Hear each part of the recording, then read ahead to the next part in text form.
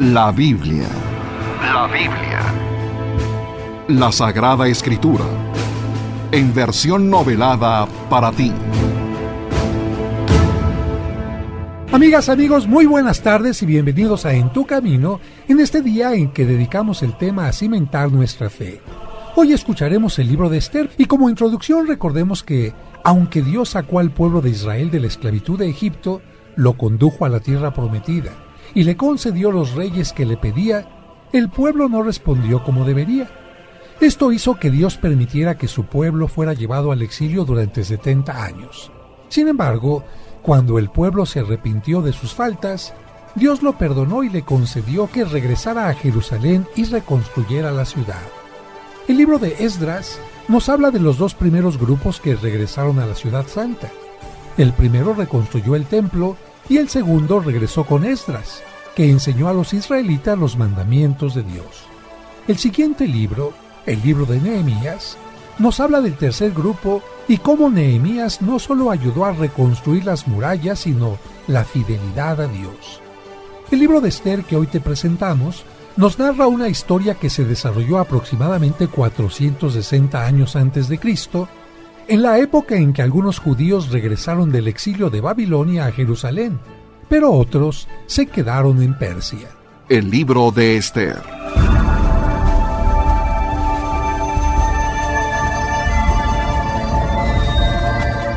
Esta historia tuvo lugar en el tiempo en que Asuero reinaba sobre un imperio de 127 provincias que se extendía desde la India hasta Etiopía.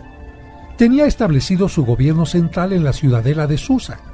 En el tercer año de su reinado, el rey Asuero hizo una convocatoria. Haré una fiesta en honor de todos los funcionarios y colaboradores del gobierno, de los jefes del ejército persa y medo y de los gobernadores y jefes de las provincias, para mostrarles la riqueza y grandeza de mi reino y el extraordinario esplendor de mi poderío.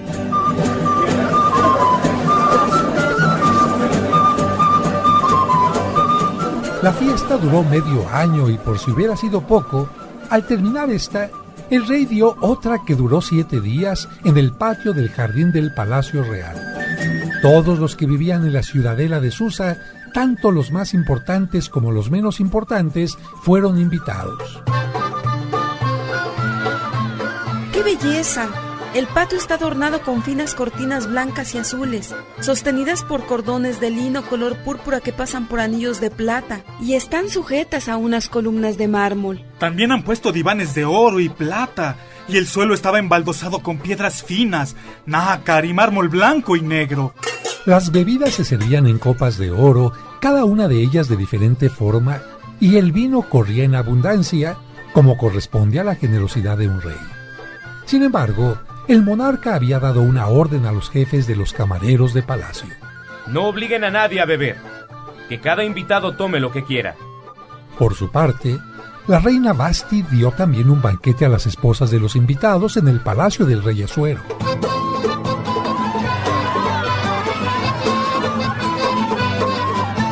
En el séptimo día de fiesta, el rey estaba muy alegre debido al vino y mandó llamar a Mehumán, Bitzá, Jarboná, Bigtá, Abagtá, Setar y Carcás, 7 hombres de su confianza. Traigan a mi presencia a la reina Vasti luciendo la corona real, para que el pueblo y los grandes personajes puedan admirar su belleza, porque realmente es muy hermosa.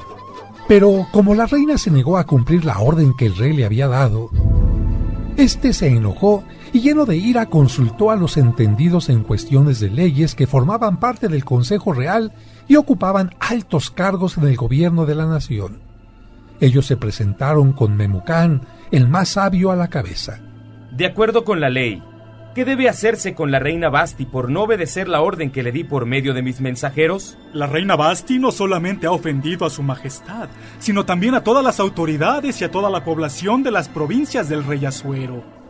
Lo que ha hecho la reina lo van a saber todas las mujeres, y eso va a ser la causa de que ellas pierdan el respeto a sus maridos, porque dirán, el rey Asuero mandó llamar a la reina Vasti y ella se negó a ir.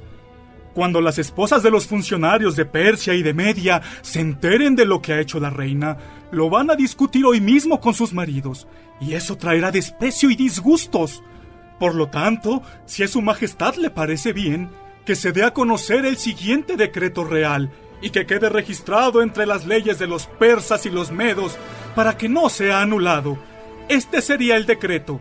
La reina Basti no podrá presentarse nunca más delante del rey, y que el título de reina le sea dado a otra mujer más digna. El decreto real deberá darse a conocer por todo el reino, y así todas las mujeres respetarán a sus maridos, cualquiera que sea su posición social. La idea de Memucán les pareció bien al rey y a los miembros del Consejo Real, y el rey la puso en práctica. Enviaré cartas a todas las provincias de su reino, escritas en la lengua y la escritura propias de cada provincia y pueblo de su imperio, ordenando que los maridos mantengan su autoridad en su casa y hablen como mejor les parezca. Después de algún tiempo, el rey Asuero, con el ánimo ya calmado, se acordó de Basti, de lo que ella había hecho y del decreto promulgado contra ella. Entonces los funcionarios de su gobierno le dijeron: es necesario que se busquen para su majestad jóvenes vírgenes y bellas, que nombre delegados en todas las provincias de su reino, con el encargo de traerlas al palacio de las mujeres que el rey tiene en la ciudadela de Susa, y que sean puestas al cuidado de Hegai, hombre de confianza del rey y guardián de las mujeres. Yo, Hegai, la someteré a un tratamiento de belleza, y así la joven que más le guste a su majestad será nombrada reina para ocupar el lugar de Basti. Pues que sea como han dicho y que se publique mi edicto.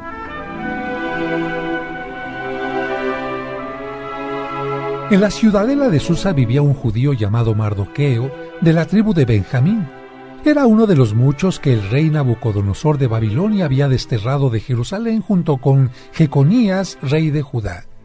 Mardoqueo tenía una prima huérfana de padre y madre, que él había adoptado como hija cuando sus padres murieron. Se llamaba Hadasá o Esther. Entonces le dijo: Esther, el rey ha publicado un edicto por el cual se pide que las mujeres más hermosas sean llevadas ante su presencia para que él elija a la que será la reina, su nueva compañera. Tú también deberías ir a palacio porque eres muy bella y de hermoso porte. Así lo haré, Mardoqueo. Obedeceré las órdenes del rey y las tuyas, porque me has criado como una verdadera hija. Solo te pido que tengas cuidado y no digas que eres del pueblo de Yahvé, porque podrían rechazarte. Cumpliré tus palabras.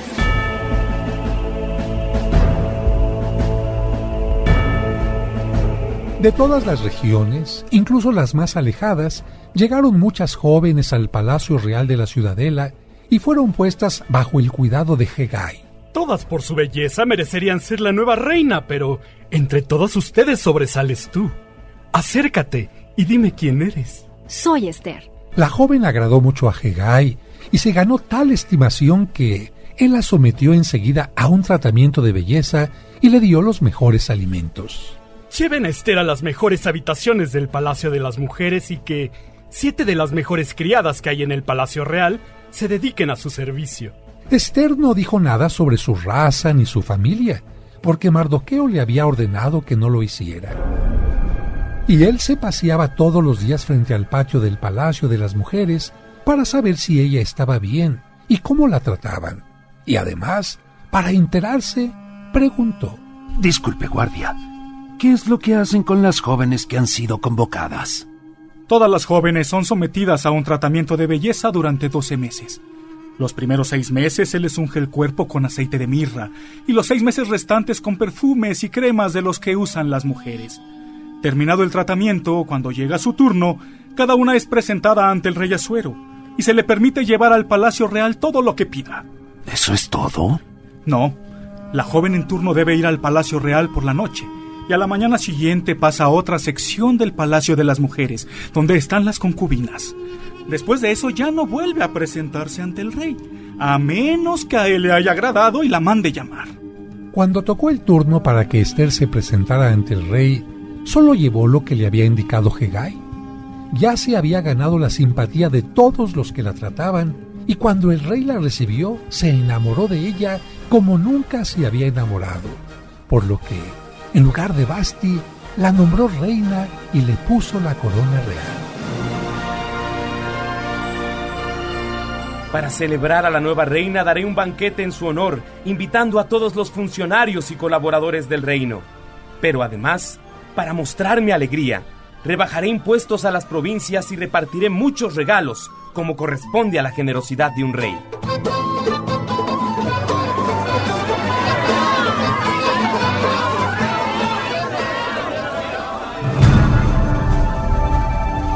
Pero no todo era bondad y alegría, porque cierto día en que Mardoqueo logró acercarse a Ester, le dijo: Cuando estaba sentado a la puerta del palacio real para observar cómo te trataban, escuché que 2 oficiales de la Guardia Real que vigilaban la entrada del palacio hacían planes para asesinar al rey. Se lo diré al rey. El asunto fue investigado por el rey, y al descubrirse que era cierto, los 2 oficiales fueron condenados a la horca. De este hecho se dejó constancia en presencia del rey en el libro en que se escribía la historia de la nación. Algún tiempo después, el rey Asuero elevó a Amán al cargo de jefe de gobierno de la nación. Todos los que servían al rey en su palacio se ponían de rodillas e inclinaban la cabeza cuando Amán pasaba o cuando estaban delante de él, porque así lo había mandado el rey. Pero Mardoqueo no quiso obedecer esta orden. Entonces, durante varios días, los funcionarios del rey le preguntaron por qué no cumplía la orden real, pero él no les hizo caso. Entonces, fueron a contárselo a Amán. Ese hombre es judío, y cuando pasa usted no se arrodilla ni inclina la cabeza. Maldito judío. Pero esto no solo me permitirá acabar con él. Aprovecharé para aniquilar a todos los judíos que viven en el reino de Asuero. Haré mi plan.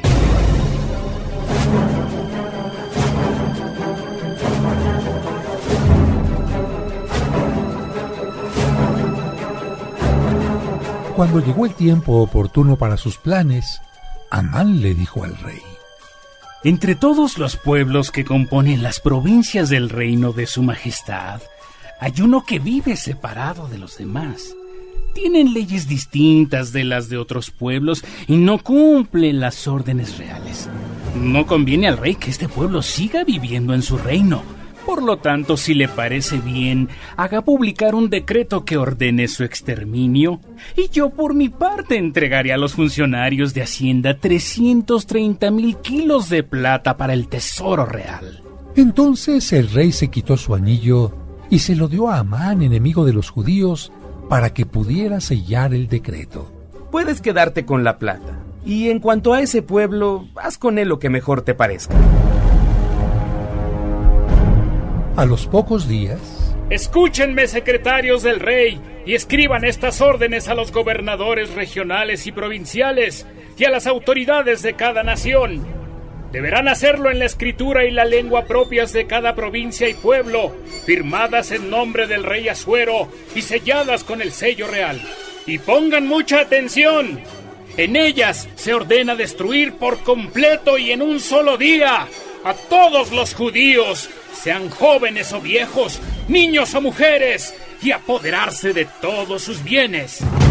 La copia de este decreto fue publicada como ley y dada a conocer en todas las provincias y pueblos, a fin de que estuvieran preparados para ese día, incluyendo la ciudadela de Susa. Y mientras el rey y Amán se sentaban a brindar, en Susa reinaba la confusión. Cuando Mardoqueo supo todo lo que había pasado, se rasgó la ropa en señal de dolor, se vistió con ropas ásperas, se echó ceniza sobre la cabeza y empezó a recorrer la ciudad dando gritos llenos de amargura. Así llegó hasta la entrada del Palacio Real, pues no se permitía que entrara nadie vestido de tal manera. También, en cada provincia a donde llegaban la orden y el edicto del rey, hubo gran aflicción entre los judíos que manifestaban su tristeza con ayunos, lágrimas y lamentos, y muchos de ellos se acostaron sobre ceniza y se vistieron con ropas ásperas porque llegaba irremediablemente su destrucción. En palacio, Esther se enteró de la orden por medio de las criadas que estaban a su servicio. En muchas ciudades hay lamentos y ayunos, porque el rey ha ordenado que todos los judíos sean aniquilados. La reina se llenó de angustia y envió ropa a Mardoqueo para que se cambiara la que tenía puesta, pero él no quiso aceptarla. Entonces, Esther envió a un oficial para que le preguntara a Mardoqueo qué estaba sucediendo. Dile a la reina que Amán prometió al rey una enorme cantidad de plata si concedía el exterminio de los judíos. Te entrego esta copia del decreto publicado en Susa para que esté informada de todo. Y recomiéndale que hable personalmente con el rey y que le suplique que intervenga en favor del pueblo judío.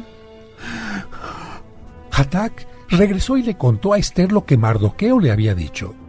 Entonces Esther envió nuevamente a Hatak con la siguiente respuesta. Todos los que sirven al rey y los habitantes de las provincias bajo su gobierno saben que hay una ley que condena a muerte a todo hombre o mujer que entre en el patio interior del palacio para ver al rey sin que él lo haya llamado, a no ser que el rey tienda su cetro de oro hacia esa persona en señal de clemencia y le perdone así la vida.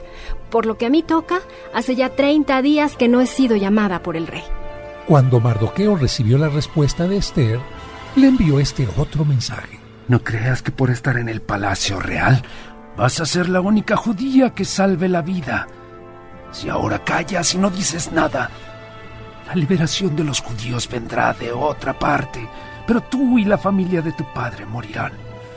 Estoy seguro que si tú has llegado a ser reina, es precisamente para ayudarnos en esta situación. Esther comprendió que debía hacer algo para salvar a su pueblo y, confiando en Dios, le mandó esta respuesta. Ve y reúne a todos los judíos de Susa para que ayunen por mí, que no coman ni beban nada durante 3 días y 3 noches. Mis criadas y yo haremos también lo mismo y después iré a ver al rey, aunque eso vaya contra la ley. Y si me matan, que me maten. Mardoqueo fue y cumplió todas las indicaciones de Esther. 3 días después, ella se puso las vestiduras reales y entró en el patio interior de palacio. Deteniéndose ante la sala en que el rey estaba sentado en su trono, el cual quedaba frente a la puerta. En cuanto el rey la vio, se mostró cariñoso con ella y extendió hacia ella el cetro de oro que llevaba en la mano. Esther se acercó y tocó el extremo del cetro. ¿Qué te pasa, reina Esther? ¿Qué deseas? Aún si me pides la mitad de mi reino, te la concederé. Si le parece bien a su majestad, le ruego que asista hoy al banquete que he preparado en su honor y que traiga también a Amán. Entonces el rey ordenó: busquen enseguida a Amán y que se cumpla el deseo de la reina Esther. Así, el rey y Amán fueron al banquete que la reina había preparado, y estando ahí, el rey dijo a Esther: pídeme lo que quieras y te lo concederé, aun si me pides la mitad de mi reino. Solo deseo y pido esto, que si su majestad me tiene cariño y accede a satisfacer mi deseo y a concederme lo que pido, asista mañana, acompañado de Amán, a otro banquete que he preparado en su honor. Entonces, haré lo que su majestad me pide. Amán salió del banquete muy contento y satisfecho, pero se llenó de ira al ver que Mardoqueo, que estaba a la puerta del palacio, no se levantaba y ni siquiera se movía al verlo pasar. Y pensaba: este maldito no reconoce mi poder. No se inclina a mi paso ni hace las reverencias que merezco. Sin embargo, en ese momento se contuvo y no demostró el odio que sentía.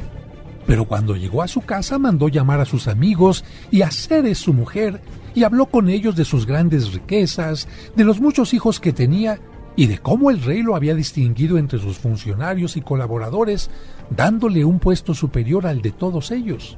Y añadió: yo soy el único a quien la reina Esther ha invitado al banquete que hoy ofreció al rey, y me ha invitado de nuevo al banquete que le ofrecerá mañana. Sin embargo, mientras yo vea a ese judío Mardoqueo sentado a la puerta del palacio real sin reconocer mi poder, todo esto no significará nada para mí. Entonces su mujer y todos sus amigos le dieron una idea. Manda a construir una horca de unos 22 metros de altura, y mañana por la mañana le pides al rey que cuelguen a Mardoqueo. Así podrás ir al banquete con el rey sin ninguna preocupación. Esta idea le agradó a Amán y mandó preparar la horca. Aquella noche, el rey no podía dormir, por lo que mandó que le trajeran el libro en que estaban escritos todos los sucesos importantes de la nación para que se lo leyeran. En él encontraron el relato de cómo Mardoqueo había descubierto el complot preparado por 2 oficiales de la Guardia Real para asesinarlo. Entonces, el rey preguntó: De esto ya ha pasado mucho tiempo, pero ¿qué recompensa y honor ha recibido Mardoqueo por esta acción? Nada, absolutamente nada. En aquel momento, Amán entró en el patio al cual daban las habitaciones particulares del rey para pedirle que Mardoqueo fuera colgado en la horca que había mandado preparar. ¿Quién anda en el patio? Es Amán, señor. Háganlo pasar. Entró Amán y el rey le preguntó: ¿Qué debe hacerse al hombre a quien el rey quiere honrar? El rey hablaba de Mardoqueo, pero como Amán pensó que se trataba de él, le respondió: Para ese hombre deberá traerse la misma túnica que usa su majestad y un caballo de los que su majestad monta. Además, debe llevar en su cabeza una corona real. La túnica y el caballo se entregarán a uno de los más grandes personajes del gobierno, para que sea él quien vista al hombre a quien su majestad desea honrar y lo conduzca a caballo por la plaza de la ciudad, gritando delante de él: Así se trata al hombre a quien el rey quiere honrar. Se hará como tú dices. Date prisa. Toma la túnica y el caballo tal como has dicho y haz eso mismo con el judío Mardoqueo que está sentado a la puerta del palacio. No dejes de cumplir ningún detalle de los que has dicho. Amán se sorprendió de que el rey quisiera dar honores a Mardoqueo, pero tuvo que obedecer. Disimulando el gran desprecio que sentía en el corazón, tomó la túnica y el caballo, vistió a Mardoqueo y lo condujo a caballo por la plaza de la ciudad, teniendo que gritar delante de él: Así se trata al hombre a quien el rey quiere honrar. Una vez terminada la procesión, Mardoqueo volvió a la puerta del palacio y Amán se fue a toda prisa a su casa, triste y con la cara tapada.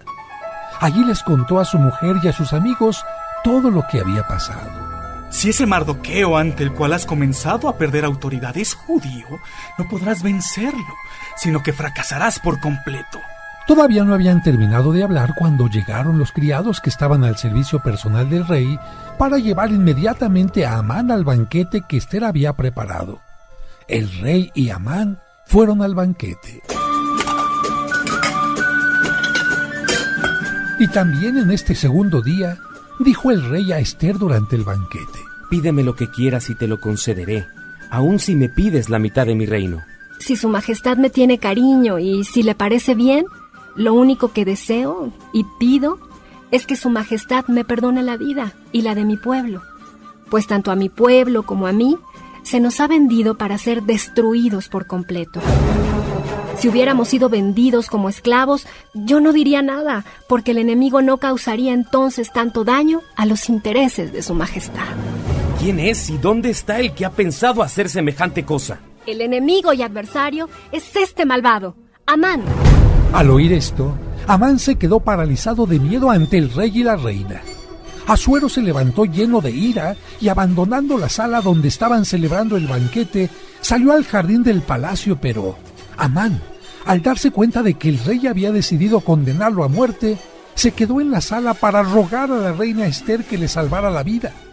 Cuando el rey volvió del jardín y entró en la sala del banquete, vio a Amán de rodillas junto al diván en que estaba recostada Ester y explotó. ¿Acaso quieres también deshonrar a la reina en mi presencia y en mi propia casa?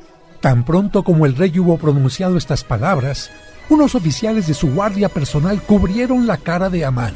Señor, en casa de Amán está lista una horca como de 22 metros que él mandó construir para Mardoqueo, el hombre que tan buen informe dio a su majestad. Pues cuélguenlo en ella. Y así, Amán fue colgado en la misma horca que había preparado para Mardoqueo. Con eso se calmó la ira del rey. Aquel mismo día el rey Asuero regaló a la reina Ester la casa de Amán, enemigo de los judíos, y Mardoqueo se presentó ante el rey, pues ya Ester le había dicho que Mardoqueo era su primo. Entonces el rey se quitó el anillo que había recobrado de Amán y se lo dio a Mardoqueo. Esther, por su parte, lo nombró administrador de todos los bienes que habían sido de Amán. Luego, Esther habló nuevamente con el rey, y echándose a sus pies y con lágrimas en los ojos, le suplicó que anulara la malvada orden de Amán y que no se llevaran a cabo sus planes contra los judíos. El rey tendió hacia Esther su cetro de oro. Ella se levantó y de pie, ante él, le dijo: Si a su majestad le parece bien y cree que mi petición es justa, y si realmente su majestad me quiere y siente cariño por mí, que se escriba una orden que anule las cartas que Amán envió con la orden de exterminar a los judíos de todas las provincias del reino, porque ¿cómo podré soportar la desgracia que está por caer sobre mi pueblo y el exterminio de mi propia familia? El rey Asuero contestó entonces a la reina Esther y a Mardoqueo el judío: Yo le he dado ya a Esther la casa de Amán, y a este lo han colgado en la horca por haber atentado contra la vida de los judíos. Ahora los autorizo a escribir en mi nombre lo que mejor les parezca en favor de los judíos. Y sellen las cartas con el sello real. Y una carta firmada en nombre del rey y sellada con su sello no se puede anular. Los secretarios del rey fueron llamados inmediatamente, y todo lo que ordenó Mardoqueo fue escrito a los judíos, a los gobernadores regionales y provinciales y a las demás autoridades de las 127 provincias que se extendían desde la India hasta Etiopía, en la lengua y escritura propias de cada provincia.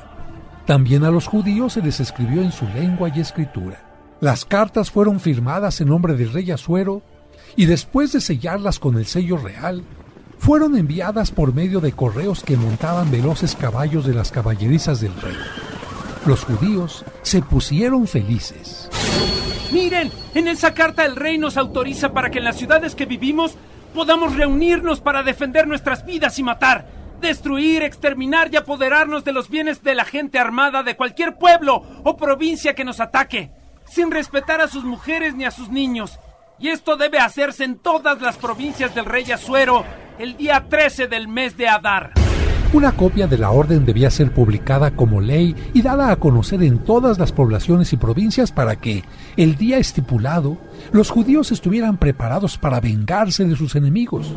Por orden del rey, los correos partieron a toda prisa a caballo y el edicto fue publicado también en la ciudadela de Susa. Toda la ciudad de Susa dio gritos de alegría. En todas las provincias, ciudades y lugares a donde llegaba el decreto real, los judíos se llenaron de gozo y de alegría. Mardoqueo salió del palacio vestido con una túnica real de color azul y blanco, una corona de oro y un manto de lino y púrpura. Celebremos banquetes y fiestas, porque Dios nos ha mostrado su poder a través de este edicto. Entre la gente del país hubo muchos que se hicieron judíos porque el miedo a los judíos se había apoderado de ellos. Si los judíos tienen el permiso para vengarse de quienes no son de su pueblo, más nos vale pasarnos de su lado para evitar su desprecio. Así, aunque inicialmente por los planes de Amán, el día 13 del mes de Adar era la fecha señalada para que los enemigos aniquilaran a los judíos, sucedió todo lo contrario.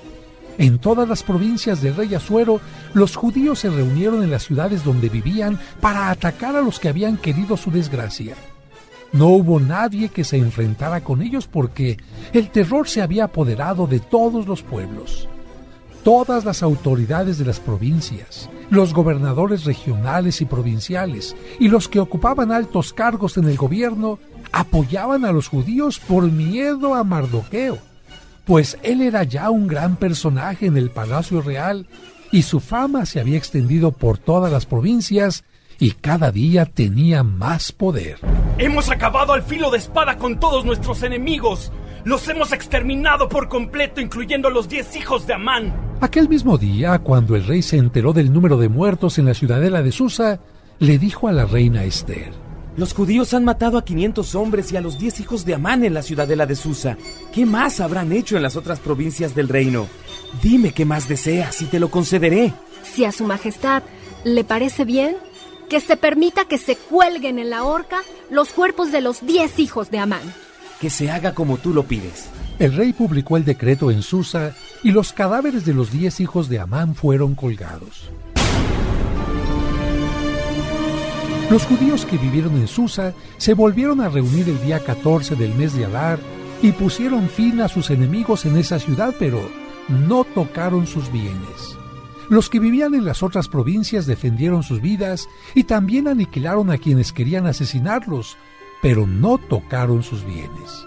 Finalmente, descansaron y celebraron su triunfo con banquetes y alegría, y Mardoqueo ordenó que cada año en la misma fecha, todos los judíos que habitan en las provincias del rey Asuero, cercanas y lejanas, deberemos celebrar los días en que los gritos de tristeza y dolor se cambiaron por gritos de alegría y fiesta, porque Dios no permitió la victoria de nuestros enemigos.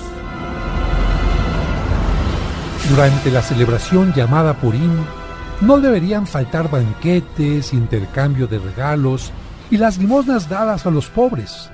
Los judíos convirtieron en costumbre este acontecimiento porque, aunque su enemigo había pensado exterminarlos, cuando Ester se presentó al rey, él ordenó por escrito que todo el mal que Amán había pensado hacer a los judíos cayera sobre él.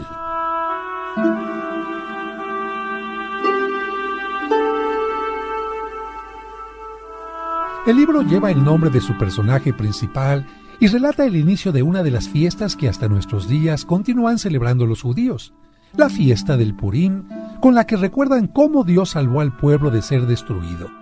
La historia se desarrolló aproximadamente 460 años antes de Cristo, en la época en que algunos judíos regresaron del exilio de Babilonia a Jerusalén, pero otros se quedaron en Persia.